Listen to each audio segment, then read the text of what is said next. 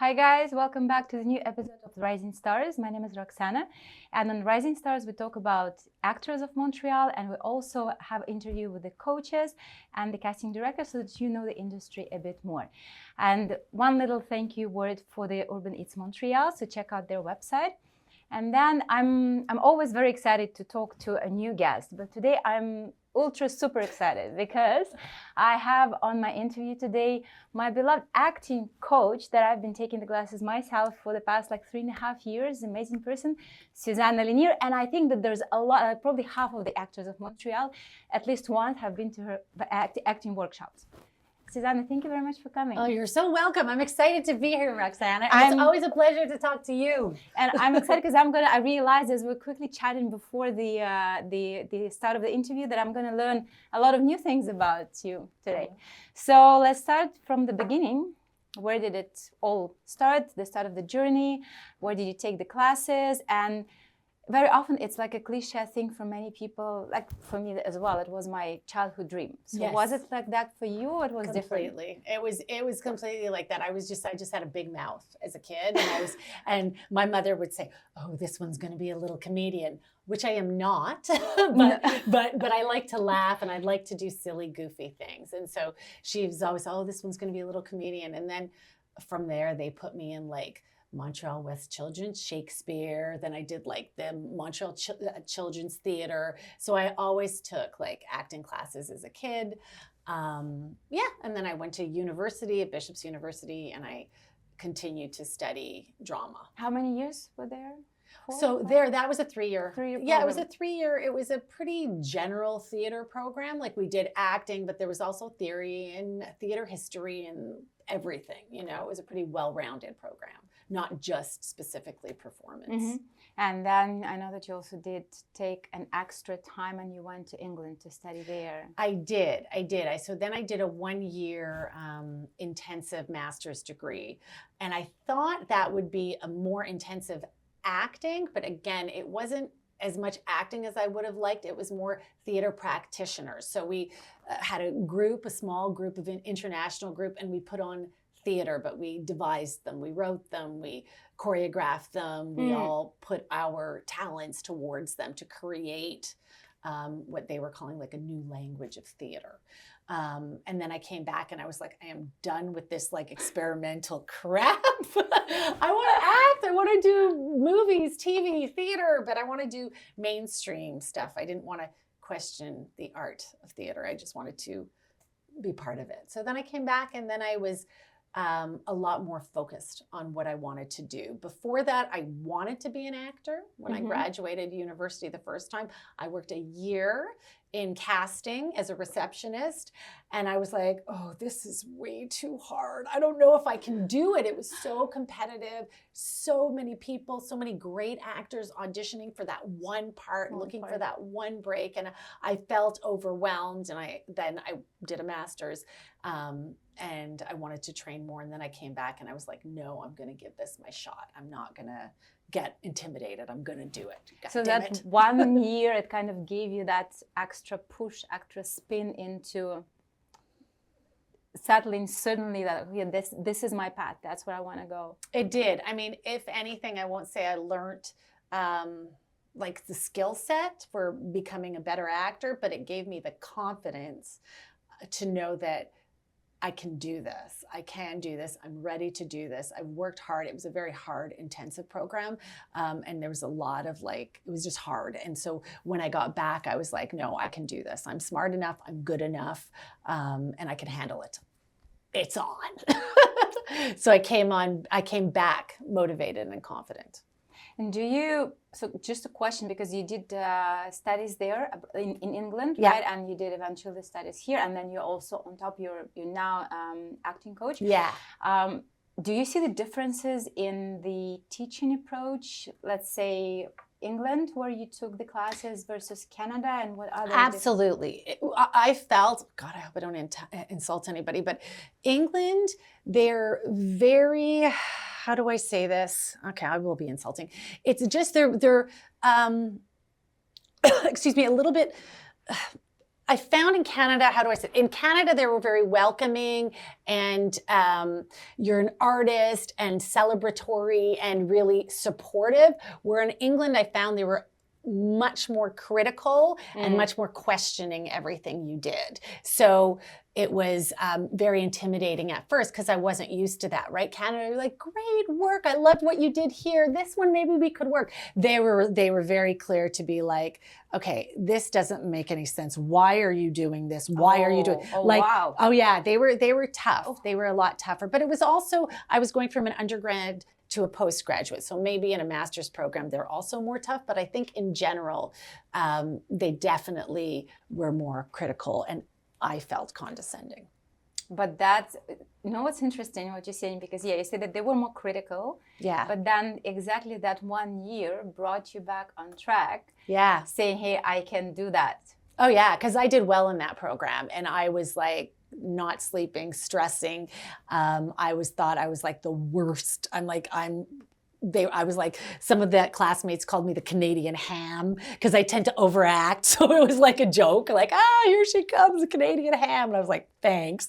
Because they call you ham it up. It's an expression. And so I had a lot of insecurities, but I did really well and I got good grades, better than I did in Canada. And I was like, I can do this. But I worked my ass off for it. Like it was not handed to me. And it had very little to what I actually will be practicing in my career, but in real life. But it was confidence building. So then, because I know that there are different schools of thought. I know that there is, and I kept asking that question to myself as well. So some people say that it's good to go and practice and train with as many coaches as possible. Yeah. And then I heard also from some people saying, yeah, but like if you found your sweet spot, like the person that also like, because acting still, like for some people it can be intimidating. Yes. It's getting out of the shell. So if you found that sweet spot and the coach that you feel comfortable to open up and to get in the different characters, then like don't try to find different ones, just stick with that one. What's your point of view on that? I really believe that there's different coaches at different times and you need different levels in your development type thing. That you may have a coach who you might need the confidence and you have that coach who loves your work and celebrates your work and wants your voice to strengthen your voice and knows how to work with that. But then you might start to plateau and they're not seeing where you need to go anymore. And then you need fresh eyes. And as much as I hate it and I don't endorse it and it's not how I work, sometimes having a coach who does challenge you and doesn't say everything's rosy every time you get up there, sometimes you need that to say, screw you, I can do this, to develop, first question yourself and then also get stronger, get a thicker skin. Sometimes we need that. So I think that everybody's different, but I think yes, it's best to work with a variety of coaches. I hate to say that because I want everybody to only work with me always. But if I take the mindset, which I have, is what is best for the actor's development, it is to see what's out there. But again, I think if you find a coach and you work with them for a year, 2 years, and then you find another one and you learn something and you come back. Like I have students who've been with me for like 15 years, that's what's happening. But they also bounce out, try other things, then they bounce back. They always come to me. I think I like to consider my class the, supportive, nurturing. You can explore, experiment. We're going to find your voice and it's going to be fun and I hope uplifting. That's kind of the way I like to teach. But I've seen students go off and have some teachers who they're like, they're not like you at all. They're hard. But then they come back and they're showing improvement. So I'm like, sometimes hard is good too. That's an interesting way how you spin it, that there are different coaches at the different times. Yeah. Because I was thinking and I know that I heard about the coaches that are much more, to your point, they're tough and very critical and no, you're not good enough. And I think that for me, what worked perfect with you specifically was that I was super shy. Yeah. Getting outside of the shell, performing also. I remember my first class and there were people like Mike Mast and Marika who were there in the industry for like 20, 30 years. And I'm like, oh my God, like, and it's my first class ever, what they're gonna think of me. But to your point, the atmosphere was so welcoming and so comfortable and so really like helping you to open up. Yeah. That, which I think that you're probably right, that you need to have that comfortable space and that coach that you can always come to. But you also need to see what other people are saying because they see different things. Yeah, it's different, that you need to work way on. of thinking. Yeah, like different coaches at a different moment of your career. Yeah, time. That's what I think. Do you remember your first shoot? Like the big one? I don't remember my first, listen, I did student stuff. I remember I did some like actor roles in Isn't She Great? And that was exciting, but that was an actor role. But I looked at the call sheet and it was like John Cleese, Stockard Channing. So all like Hollywood, like Bette Midler. So it was all like, yeah. So it was, I had my scene with her, but it was like, will you sign my autograph book? Like it wasn't a huge part. But that was like, it was fun to see my name on the call sheet. I was like, whoa, I'm with like, I made it, you know, so that was fun. And then I've had some bigger shoots, but in smaller, like not the big Hollywood stuff where I've had multiple days, and those were fun. Yeah, I mean, but I don't remember like really what the first one was. Oh, the first big one. The first big one. Bette Midler. I think that would be, that was, I remember that being nervous and being excited. And how did you manage your nervousness? I don't think I did because because I remember Bette Midler started improvising with me and I was like, like, I know my line. Like, will you sign my autograph book? And she goes, who am I making this out to? And I went, it wasn't in the script. I was like, no. I was like, and she goes, Lauren? I go, yep, Lauren. And then I was just like, and they're like, okay, we're gonna go again. Say Lauren if she asks you. Okay, you can go along with it. I was like, okay. And I just remember my heart was pounding. But honestly, because the character was called Autograph Hound, so she was a famous writer, that was her character, and I was asking for an autograph. I think because of that, it was fine that I was nervous and starstruck, so they just went with it, because I was. I was, yeah. But it was funny. After so many, so many years in the industry, when you go on set now, because you're not only the acting coach, you still are working actress. Yep. Like you still get the gigs regularly. Yep. And keep the fingers crossed. Continue like more and more and more. Do you still get nervous, or this kind of anxiety, preset anxiety, now it's lowered, or it's much easier to manage, or you know how to manage it? Yeah, thank you. Very, yes, I still get nervous. It depends on the role.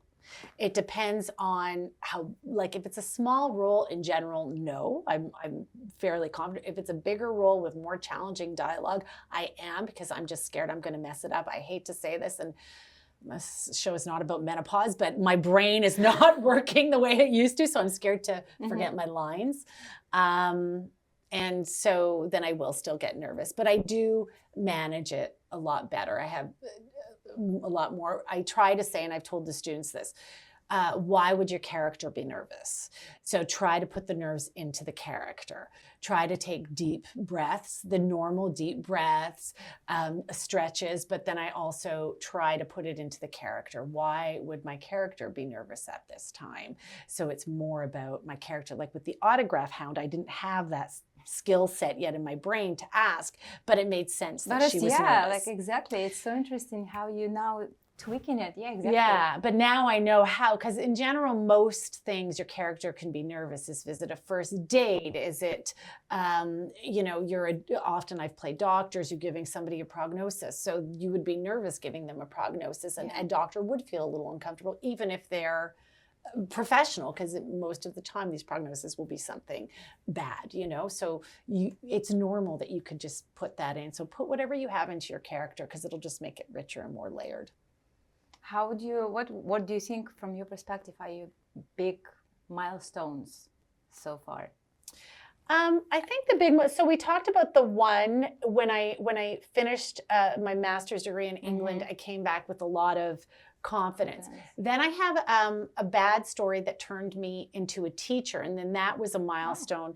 I had really wanted a series, like a comedy series. That has been my goal. I was like Friends, Elaine from Seinfeld, Cheers, the Kirstie Alley character, like all, I was like, oh, that would be my dream. Is to do a sitcom. And then I had an audition for one, and I got a call back for one, and then I was shortlisted, and then I got a third callback. So all that to say, from the first one, and I was about 31 years old, and I've been doing it for, I guess, 8 or 9 years, acting professionally. And I was, meditating and chanting and walking the talk. I got this. Project. I got a call back, and the callback did not go well. I flubbed. I wasn't present. I think I was just under so much pressure. I walked in the room, there was like 12 people from network there. I was like, I didn't feel present. I didn't feel like I did my job well. I left. I was mortified. I was like devastated. I should have called my agent. I did not call my agent, just to say, just to let you know, it was an off day. Could I sell? At the time they didn't do self-tapes, but I didn't. I just, again, got on my knees, prayed, chanted, please. And I ended up getting a third call back. And the third call back I aced. And I was like, thank you, universe, you're on my side. And I think you know what the story is. I did not get the part. Yeah, I kind of could sense it the whole that was going to happen. So I didn't get the part. And I was finished. I was like, I don't want to do this anymore. Like, it was really, the universe does not have my back. The universe does not want me to do this. This is, if you need a sign, here's your sign. This is not for you. And I was really, really depressed. And I was just really sad. And I didn't quit, but I was like, I'm doing something else. So I actually ended up taking courses at Concordia to do drama therapy at that time. I wanted to be a drama therapist. I wanted to do something completely different. But during all that time where I was like, I quit, that's it, it's over, a good friend of mine, her name is Robin Baruchel. She was managed her son's career. Jay Baruchel is a big Canadian actor, and she was helping an agent who had kids, and she asked me, would you do a workshop for kids, wanting to get in? So I did a workshop, and there were teens, and I loved it. And she's like, you are a natural at this. And then some of the parents started calling me to coach one-on-one when their kids had auditions. So then I was like, oh, I really like this. This feels really good. And then I started small groups in my apartment, having like groups of 4, and I was coaching in my apartment, groups of 4. And then I just had so many groups. I had like, I don't know, 5 or 6 groups of 4 coming in like, like that. And then I stopped teaching kids. I said, I only want to do adults, because then agents found out that, an agent found out, she started sending me her adults, and then kind of word of mouth spread. And then from there, I taught 3 years in my apartment. And then I went and opened a studio with Robin, and she was my partner on it. And she did the business of acting and the administration, and I did the acting. Like, I taught the acting, and we did it together. That was another big milestone. That was my big sort of acting, teaching milestone. And then I really continued acting, but I would say my expectations and my I'm going to make it went right down. You almost like redefined your purpose. Yes.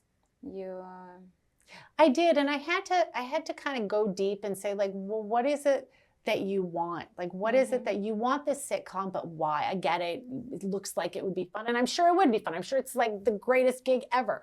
But what is it? You want to work with people you love. You want to feel like you're contributing. You want to feel like you're creative.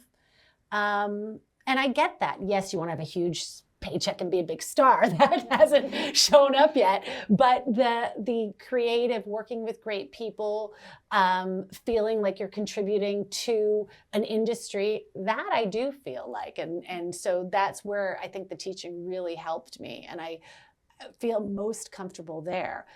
Saying all this, once in a while I'll have a gig that's really fun, and I'm like, this is still really cool. Like, I love this. Are you still doing that? I'm still doing it. But I'm less attached. You lost it, yes, exactly, because you found another like baby, which is still within the acting. Yes. And it helped you to disconnect more, not to be over obsessed with because they say like the moment you detach, yeah, the faster you get the thing, you attract the things exactly. Because you and me, we're all on this universe kind of thinking. So yeah, the more you detach, the easier you start to attract the other things that before you wanted to. Yeah, because you're holding on to it too tight, I guess. I don't know. I've never, that's the one thing with acting, I've never been able to put the like manifesting and have it work exactly the way I want it to, you know, whereas other things I say, I put energy into teaching, you know, the new space arrived. I'm super busy right now. I'm getting the kindest, best, wonderful students, like all that. I put the energy into acting. I've gotten some, yes, great voice gigs and stuff, but it was never that.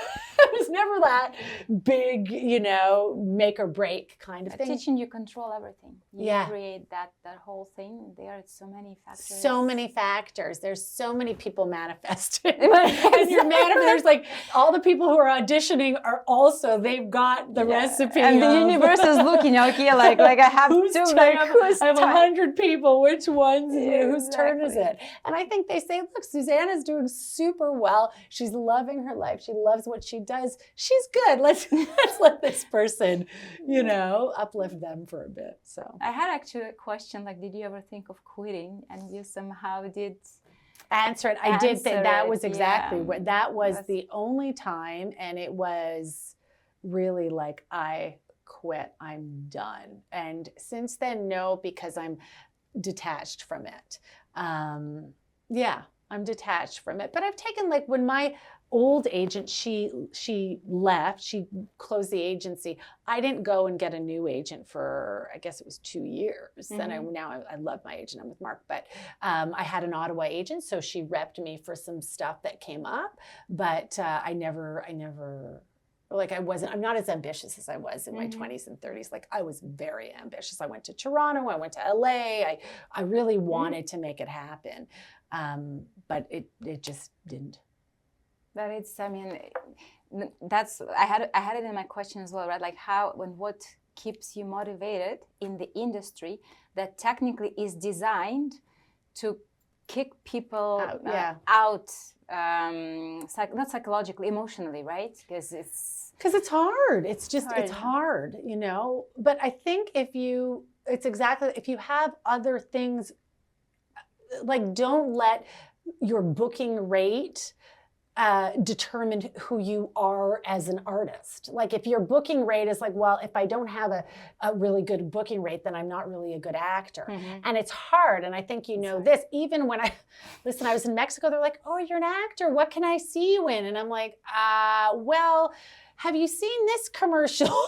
Have you seen, you know, I did do this kids show 20 years ago, but it's not on anymore. You know, like, you know, I did a lot of theater. So they're like, oh, is she really an actor? And I'm like, yes, God damn it, I am a real actor, you know? And so, and then they say the same thing. Oh, so you're teaching.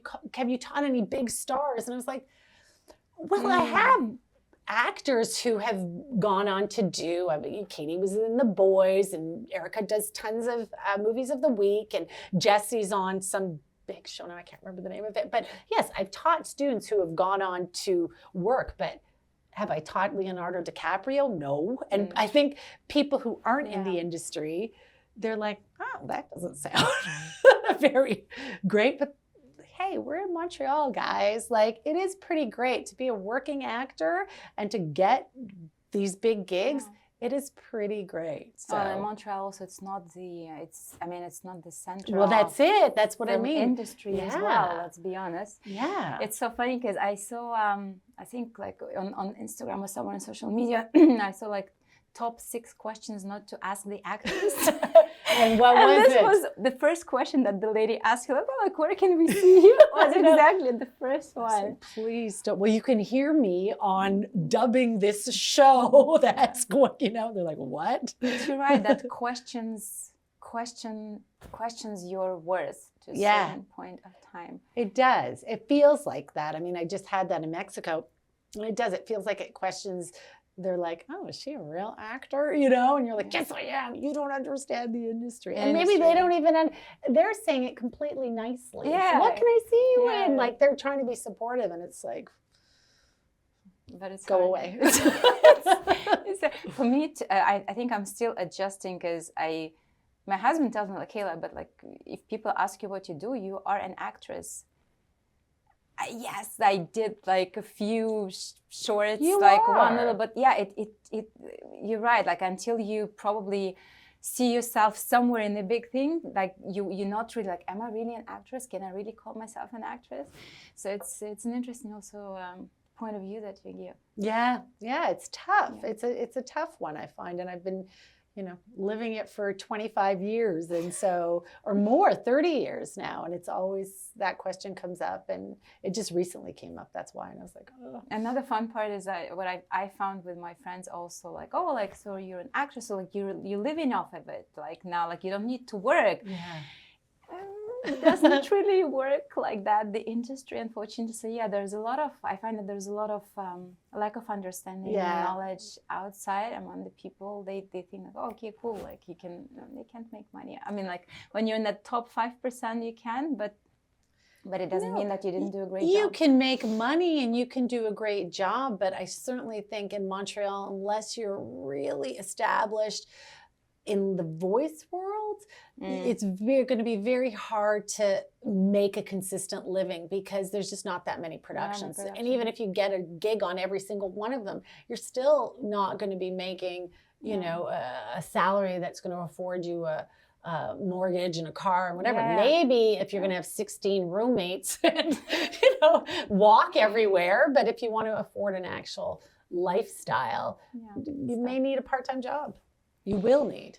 So then that's an interesting also for you in this case when you moved, I will not say moved, when you added as an extra layer of your experience, the coaching and the teaching, right? Yeah. It became your like new purpose in life, right? Did you feel, so when you started doing it, did you feel like you were ready to share your experience, or like when that friend of you just asked you, was it more like an experiment? It was so, well, I didn't think too much of it. And the only reason I was able to get in at that time is because I was teaching kids. I was not confident enough to put my class out to adults. So I was like, I'll do kids and teens. But from that, agents started asking me for one-on-one coaching with their new clients. And then I realized I was connecting way better with adults than with kids. And I didn't like teaching the kids at all because, I do. I mean, like your son takes my class and I love him because he's mature and he learns his lines and he's a teenager. But if you're working with like a group of kids, they're fooling around half the time. You've got to do exercises and you can't do the scene work, which is, I love the on-camera scene work. I think it's the most practical for an actor to work on because that's what they're going to actually be auditioning with. And it's the most fun, I find, to do. I'm not that interested in doing acting games and exercises and making sure everybody's happy and involved. Like I want to work on some material that we can get in moment to moment and see what you look like on camera. And with kids, that system wasn't really working that well. So it was a natural progression into adults. And then I was like, I think I want to do the teen class. Like I stopped the kids, I did the teen, and then even the teen was meh. And then I was like, you know what? I'm going to continue with adults. But to answer the question, no, I wouldn't have started. I would have not thought that I was experienced enough to teach adults, but kids I felt confident to do. How many years have you been teaching? 20. Yeah. Probably like every single actor, if not every second, if not every single, I know probably I've been at least once, because when I talk to the peers, the new actors that I meet, they usually, Suzanne, I took her class. I took her class. I took her class. I'm very lucky. I've been very, very lucky that people have continuously come after 20 years. I was surprised when I had my first class with you. I was surprised because in my head it was usually those newbies like me. Yeah. They go to take the acting classes, and those people that have been in the industry for, I don't know, 10, 15, 20 years, they don't need it. But I was surprised how much of a different audience you have, because you do have fresh like me. Newbies, My yeah. newbies, Well, like you're first, not a newbie anymore. You're well, a I'm not, solid okay. advanced now. But when you But started, yeah, it was like my first ever acting class, and then you had Mike and you had Mark, who've been in the industry for many years, and they come right. So yeah. Whom do you find? It's maybe a provocative question. Yeah. Sorry. Whom do you find it is more difficult to coach? Okay, that's a great Newbies question. Or the I'm a solid intermediate girl, and I'll tell you why. My advanced, I love them, but they're so good. So you're not going to start just mucking with what's already works. The only thing, I don't feel that I'm necessarily teaching them. I feel that I'm just offering them different suggestions so they can explore, so they can go deeper, so they can do different stuff, because they're so advanced that yeah, they've been doing it for 20 years. Well, they know what I know, but I do think that I'm a supportive, intelligent ear to listen to and to watch what they're doing and see if we can tweak some stuff and maybe modify and try to push a little, expand what they're doing a little bit, but it's subtle. So you don't see, it's subtle. Oh, you see, I see.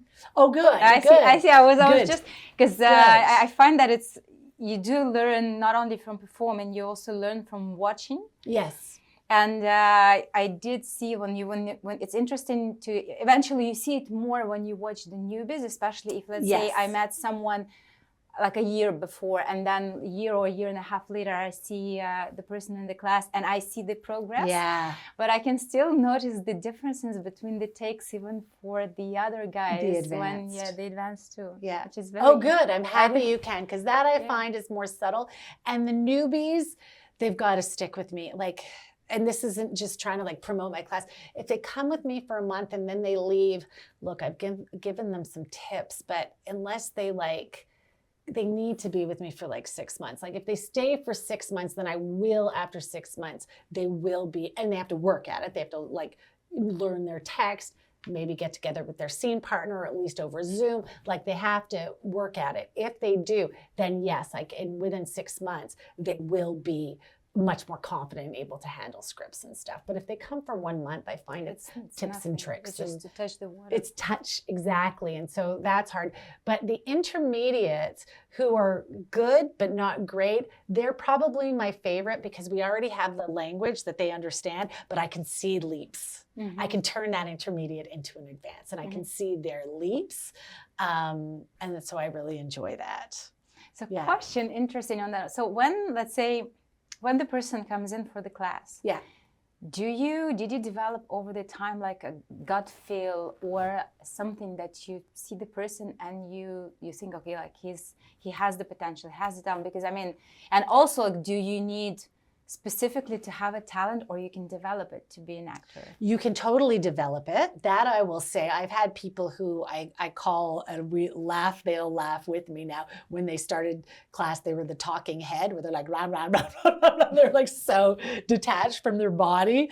And then after, some of them after a couple of months, some of them after a couple of years, they're in their scene. Are they advanced? Are they and I don't mean to be mean, but are they going to make it? I don't think so, but they could get gigs here and there, and they're going to stay in Montreal, and they're fun to work with, and they will be able to get some work. Then you have, and that I think is anybody who sticks with it. It's like muscle I don't know if I can say brain muscle memory, body muscle memory, somewhat. I think you can say it's like exercise. If somebody comes and they're really out of shape and their knees are you can get them improving, that they could walk properly or jog a little bit or whatever. But you may not be able to turn them into a marathon runner or something, but you can get them. Then there are some, not many, I would say, I'm trying to think of a few, who have shown up and were oh my God, this person is, you ask me my gut, you're this person's a star. You're just wow. They're totally in character. They get it from the get-go without any training. And they just light up. And it's weird. And I don't know where they got that Well, from. that's the talent, I guess. Yeah. That's what it calls. That's the talent presence. I mean, that's what people have said. Mm-hmm. You know, they have camera presence because they are present. They're just landing into their character and they're so there and available emotionally and connected right away.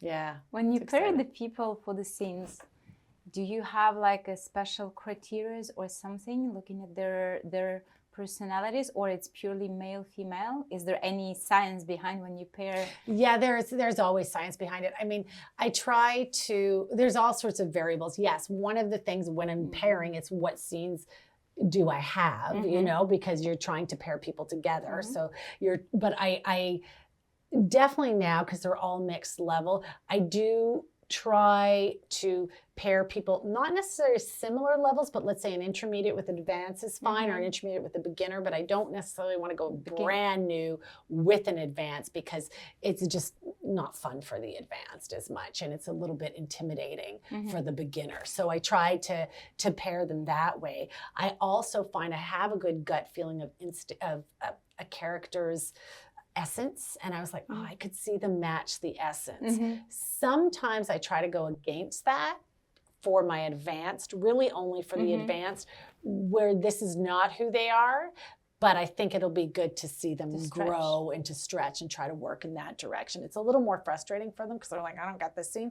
But I think it's good. I think it's good training. And we're training at that level. When you're advanced, you shouldn't never be there as a people pleaser. But I get it. If you're a brand new person and you're given a scene that you don't get at all and you're not connected to, and then you've got to get up there and perform it, it's just not fun. So with my beginners, I really try to think of stuff that they could connect easily to.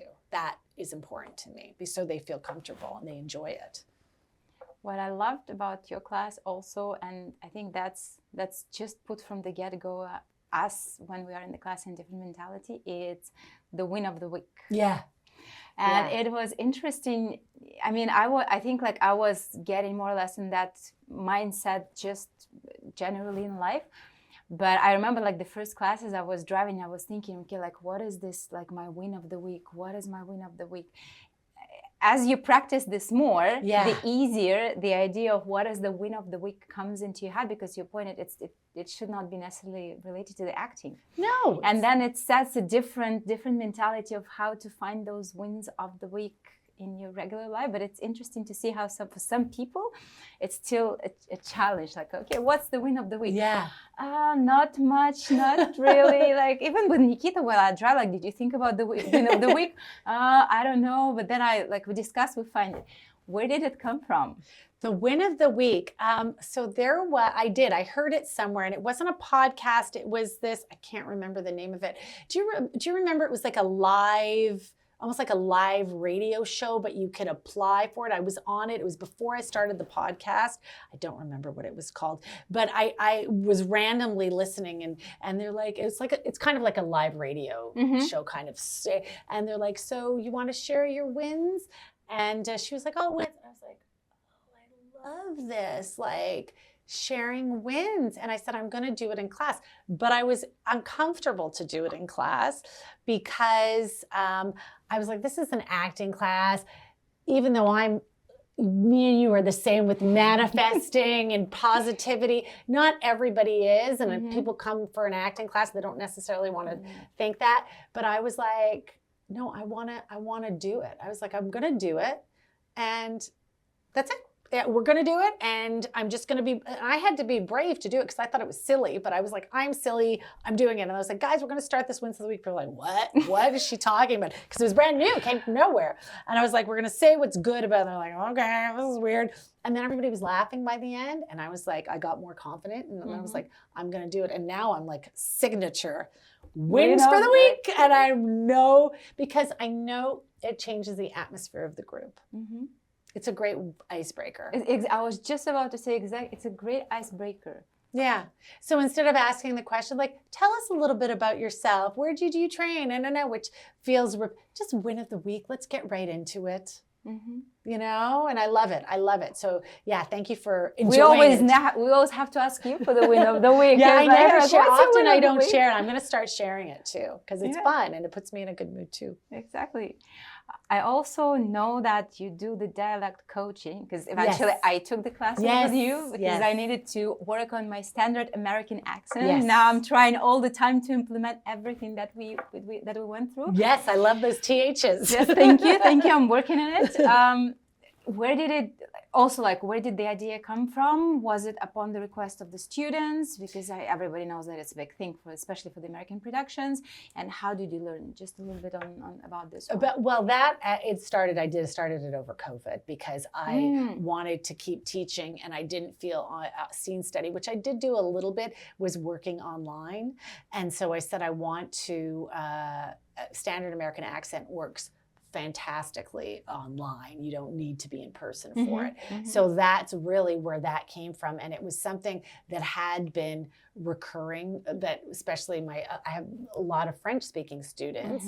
And so they need just some basic training to get into the standard American. So I said, okay, I'm going to do this. And I have taken like a lot of voice classes myself, just with Julia Lenardin, and I've taken, because I had done some voice work and I needed some sort of breath control and stuff like that. And so I needed to match something.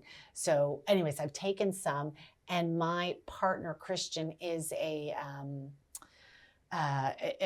bilingual actor. So he knows a lot and studied also. So I basically just went through the system, YouTube videos also. I looked up everything and we went through the system together, stressed, unstressed syllables. We went through it all together, and that's where I decided, I can teach this. You know, I can teach standard American accent. I have the basics, and I'm good at it. I naturally, and I have the ear for it. So I started teaching it over COVID. Online. No, recently. Yeah, that was something. I started teaching because it was something that translated online. Yeah, and it's in demand. It's in demand. It's a good skill to have. And I certainly think that if, you know, in Montreal, a lot of times English is people's third language. They have their mother tongue that, you know, Spanish, Russian, where they speak at home. Exactly. Then they have French that they have to learn in school. And then they have English just because English. So it's really hard to get those muscles working. So to have that basic and to be able to start practicing, I think it's helpful, especially if you want to get into the American productions. Yeah, which is still like this whole accent thing annoys me, because when you listen, I don't know, my husband was watching something with Pierce Brosnan and like Tom Hardy, and I'm like, I can't even understand like Tom Hardy, but he doesn't have issue with an accent. That's why my accent is so bad. But yeah, that's the reality. Like you still need to learn it and to know how to pronounce the sounds properly. Yeah, and I didn't know there was also like a stress syllables, the whole thing of a rhythm. The rhythm. My God, that's a big piece of thing to learn. But it's cool that you offer that opportunity as another service. It's great. Yeah, especially, and it's really especially for people who are foreign speakers. You know, because But you you're wearing multiple different hats. I want to talk about one more thing: the podcast. Yes. So the podcast, which talked about the industry, interviewing actors, and I remember you have not only just interviews with the actors, you also had some little capsules talking about the industry, educating on that. Where did it come from? I think I was in your class when you just started doing that. I was just I remember the emerging part of the journey.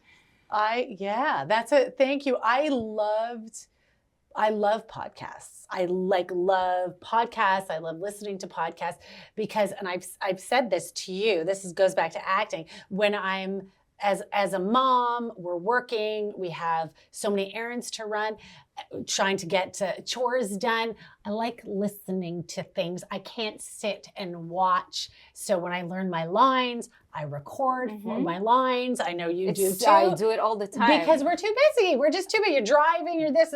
So it was same thing, podcasts. I'm doing chores. I listen to podcasts. So I just loved it. And I was like, I can do this. It was one of the things that like I hear people, you know, the interviewers, and I was like, I can do this. I should do this.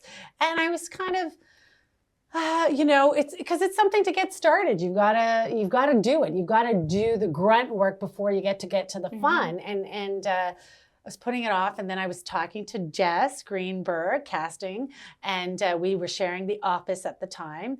And she was like, I want to do a podcast too. And I was like, let's do it together. I was like, if we do it together, we'll motivate each other. And she was like, okay, let's do it. And so that's how it all got started. So then we could split what had to be done. And she could do what she was good at, and I could learn what I had to be good at, which was like the editing and stuff like that, because she was good at approaching people. I was shy. I didn't want to go up to people. Would you be on my podcast? Would you be? But she was like, I'll ask them, because that's what she does. Casting. So she was able to divide and conquer. Yeah, we divided and conquer, and then we did it, and it was really fun, and we had some great guests. Yeah, I enjoyed it a lot. I enjoyed doing it a lot. How many you did? Season one? We did season 3. We ended. We are on a hiatus now for a while because, as you know, it is very time consuming. You know, it's not the interview. The interview is an hour. If it was just 1 hour, I insist on editing. Jess is like, we won't edit. I'll just put it on. And I was like, half the time I'm flubbing and I can't stand it. And also, we always end up chatting for 2 hours, and I don't want to put something out there for 2 hours. I try to cut it down to 45 minutes because sometimes we ramble. So I try to keep it specific and or concise. But it ended up taking a lot more time than I had expected, but we did enjoy doing it. And I think it's, for me, it ended up being really great for Jess and I, just as partners. She became a very close friend of mine through that experience. Before that, we just shared the office, like your turn to pay or whatever. But now we became close friends through that. And it was also a great networking. It was fun. I got to see a lot of my old students who are now doing great, and it was just fun to catch up. But there was also, we brought in directors and stuff like that who have since brought me in for voice gigs and things like that. Good, so it was also, there was a lot of benefit to it, but we were never able to figure out how we would monetize it. And I think that was because apparently, it's a whole separate topic, to monetize, you need like 10,000 listens a week, and we are getting about 200. So I was like, this is not, it seemed like a really big mountain before we were going to be able to try to get advertising and stuff like that. So for now, we decided we'd focus on other things, but maybe one day. Maybe one day we'll bring it back. Yeah. So then it links to the next question, which is a wrap-up question. Yes. What's next for Suzanna? Oh, okay. So right now I'm grateful because voice work has picked up for me, dubbing and stuff. And that's something that I really want to do. It suits my schedule. It's fun. It's just, I enjoy it. And teaching, I'm in the new studio. It's incredible. Students are fabulous. It looks great. So that's really what I'm focusing on now. I have done an online class that's sort of like more, kind of like the podcast. It's more kind of exploring different possibilities. So I'm going to continue to do that. What I'm not going to do now, this might be for my retirement, but my new kind of dream thing I want to do, and I'm not doing it now because I just don't have time and it's not what I want to do. But when I had just started acting, I did 2 radio plays. They actually exist. Radio plays. And it's for CBC radio plays. And the since have gone moved to Toronto, so I stopped doing them. I know. And I loved it. And now they have audio dramas for podcasts. And I've heard a lot of fiction audio dramas, and I love them. And I'm like, one day I'm going to write a series and it's going to be audio drama, which is easy to like record. And I'm going to do that for audibles. But is it, hold on now, like you just on a different subject. Yeah, now it's like so is it, just for me quickly to understand, it's like reading a script, not filming, but reading. It's like an audio book read with different people. The whole cast. It's not that you're changing your voice a little bit to. No, you have a series, and it's a whole cast, and they do like the sound to it, like the door opens, and so it's, if you look at YouTube from the old 60s, that it was all like radio plays that people would listen to their radio plays, and it still continued till when I started acting in the 90s. And then it stopped, but now there's a whole resurgence with audibles of fiction audio plays, audio dramas, they call it. That's cool. Yeah. That's like, I was like, because now I listen to all of them. I'm completely addicted. So that's going to be my next sort of love project. How about adding a course on the specific of the industry as well? I kept having the thought every time I'm in the class and we have the newbies, it's what should be on the resume, like where to register, like So I've created, and I have it, it's the Business of Acting online class, and it is done. We just have to upload it and put it up. It's done. And I did it with an old student of mine. Her name is Megan Gabrook. She's delightful. I know her. Yeah. I know her, yeah. So we did it together, and Christian, my partner, filmed and is literally finishing the editing. It's been done for about 6 months. Good. So it'll be done, and that'll be like one of those things that'll cost like 10 or 15, maybe $20. And so people, the newbies, can like just watch this. It's the resume, the headshot, how to get a talent agent, all the different sites, IMDb sites, casting workbook, Actors Access, what all the different sites are and where you should put your stuff. Cool, okay, cool. Because I kept thinking every time I was in your class, like she needs to do something like that, because especially people want to know. People, I mean, I was like a blind kitten. And a lot of I meet right now a lot of non-union young actors, and usually I'm saying, hey, like, do you headshots, do your resume, register there, don't register there. So, but yeah, it's already done. Thank you for saying you're motivating me. I got to get it. I just got to upload it. So we're having sound issues with a couple of sound things, and we're kind of like, how to fix it. But it's like done. We just need a couple hours, and then it'll be up and going. Perfect. Well, maybe I'll bring you a bit more of the customers. Yes, thank you. There are a lot of people who really need that information on the industry as well. Yeah, it's all there. It's really clear. Okay. And it's supposed to be international, but because we're all from Montreal, it's geared more for Canadian actors, I would say. Yeah. But I mean, the principles are still the same. How to get an agent in the States is all there. The SAG-AFTRA office. What they need. Okay. I might also buy the course. Yeah, how to get your agent and all that. It's all clear. Cool. Well, thank you so much. Thank you. I enjoyed it. It was so cool. Like, I learned so much about you. Oh, good. Well, thank you. That was super fun. Well, awesome. Guys, I hope you enjoyed the conversation. Now you know that, like, you can go to Suzanna and get your acting, your dialect coaching, some more information Business of Acting online class. Yeah, so looking forward to seeing you on the other episode, and I hope you enjoyed the conversation.